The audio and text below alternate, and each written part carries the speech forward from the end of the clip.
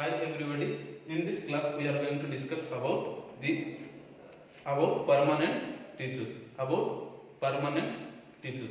So here, in order to learn permanent tissue, we need to learn about the meristematic tissue, because from meristematic tissue the permanent tissue is going to arise.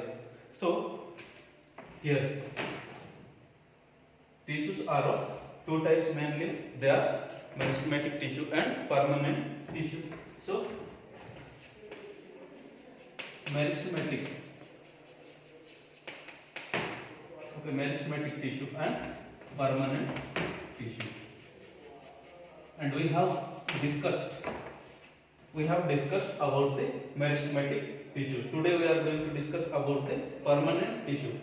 Okay, to learn the permanent tissue, okay, we need to discuss some things from the meristematic tissue in order to understand the permanent tissue better. So meristematic tissue, we know that they are continuously dividing tissues, and permanent tissue, okay, they are non-dividing tissue. They cannot divide because they take a particular shape or particular form or size and a function, okay, but they are formed from the meristematic tissue.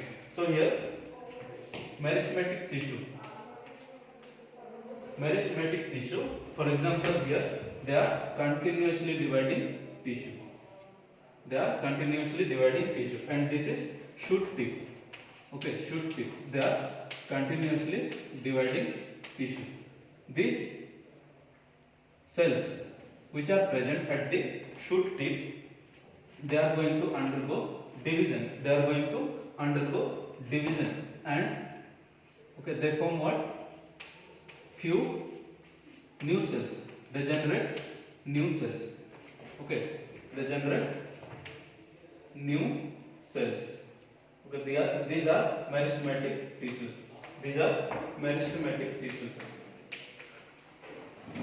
Meristematic tissues. They generate new cells.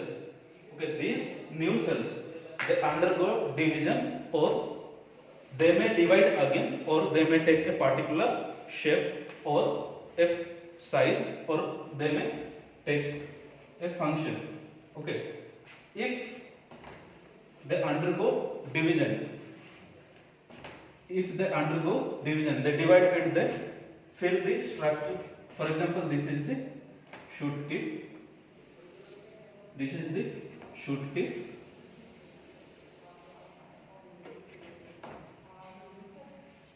Okay, shoot tip. Okay, some of the meristematic cells, they get separate from the original part. Okay, they get separate from the original part. And in between, we have seen the new cells. They may become permanent, or they may undergo division again. So these new cells, okay, these meristematic cells which are formed from the original part, okay, they are going to form intercalary meristem,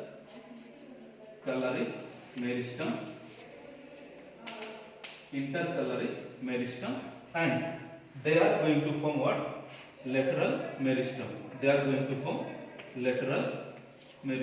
Intercalary meristem and lateral meristem.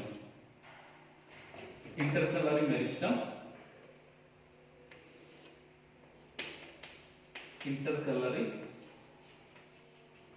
meristem and okay, if they are present at the lateral side,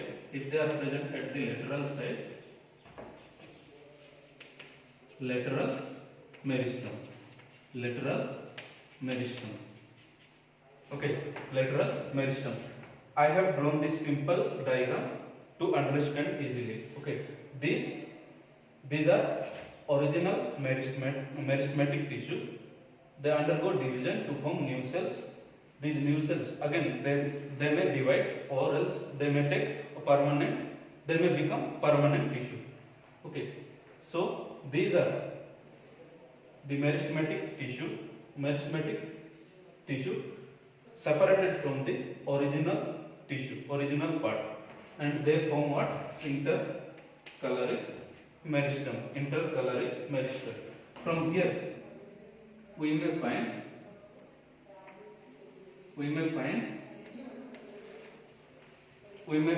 the leaf. We may find the leaf if it is monocot.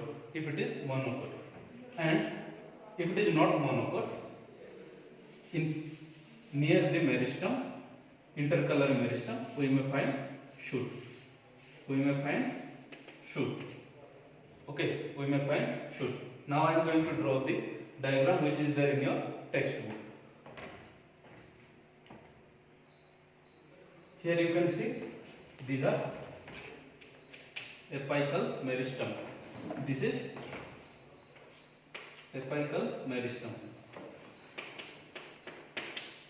Apical meristem. Okay, apical meristem. Since they are present at the tip, they are known as apical meristem. Okay, they are present at the shoot tip. They are also present at the root tips. Okay, they are also present at the root tips. If they are present at the tips, they are known as apical meristem. And here you can see this is, okay, here you can see intercalary meristem. Here you can see it is intercalary meristem. How they are formed? Intercalary meristem. Okay, how they are formed? They are formed by separation from the original meristematic tissue. From the original meristematic tissue. And here this may be the permanent. Okay, this may be the permanent. Here, because they do not undergo division. So in plants, only in certain regions they undergo division. Those cells will divide and they show what? Growth, because of the presence of meristematic tissue. Okay. Now the cells that are present at the lateral side. Okay, here you can see the cells that are present at the lateral side. They are known as lateral meristem. Lateral meristem. Now these cells are involved to increase the diameter. These cells are involved to increase the diameter. Okay. We also call it as girth. We also call it as girth. Okay. So permanent tissues, they are formed from the meristematic tissue. Here you can see meristematic tissue, they undergo division. Okay, meristematic tissue, they undergo division, and okay, they may form new cells. These new cells may undergo division, or else they may take a certain particular form, structure, or a function. Okay, that means they are now permanent tissue. They are permanent tissue. So permanent tissues, they are of three types again. They are of two types again. Simple permanent tissues, and complex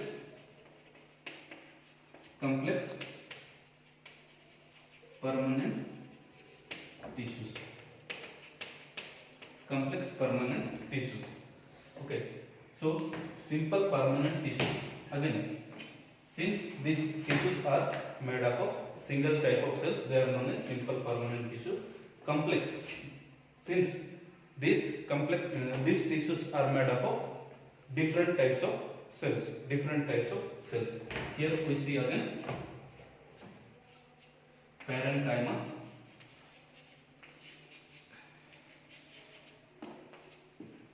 collenchyma,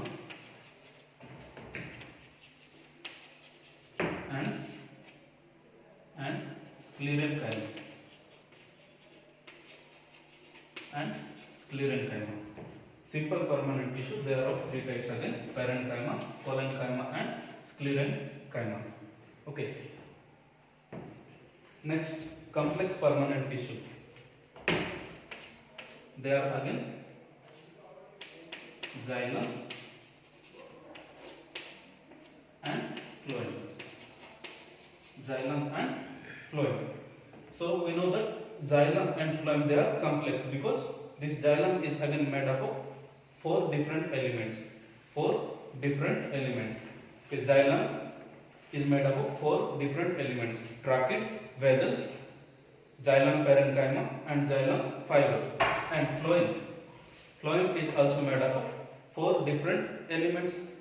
They are companion cells, sieve tube and phloem parenchyma, phloem fibers.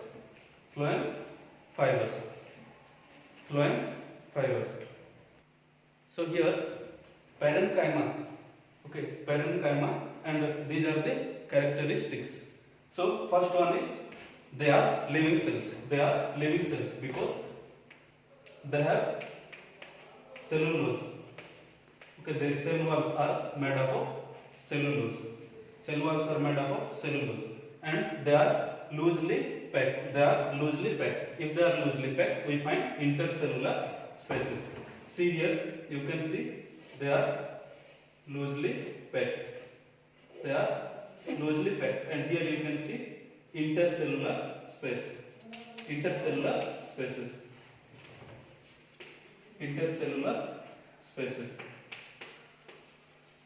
And okay, they provide what? Support.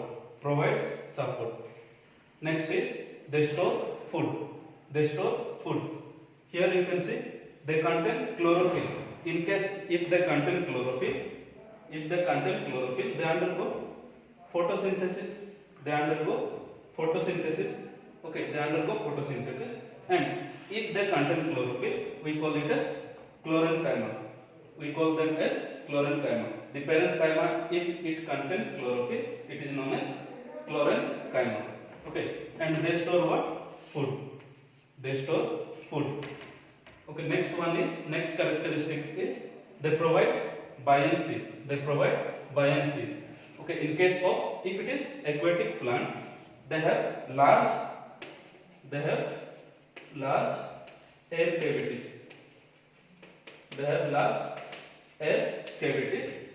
Okay, that provides buoyancy.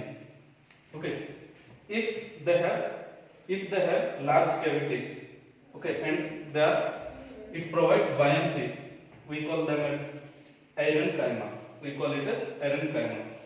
The parenchyma, okay, if it has large air cavities, okay, we call it as parenchyma, and this gives the aquatic plant the buoyancy, the ability to float on the surface of water. Okay, next is here stems and even roots, they store the nutrients and water. These are the characteristics. Okay, so parenchyma cells of stems and roots, okay, they store what? Nutrients and water. And one more important thing we need to note is parenchyma cells, they are living cells. Parenchyma cells are living cells. Most of the plant cells are dead, but here we can see parenchyma is living.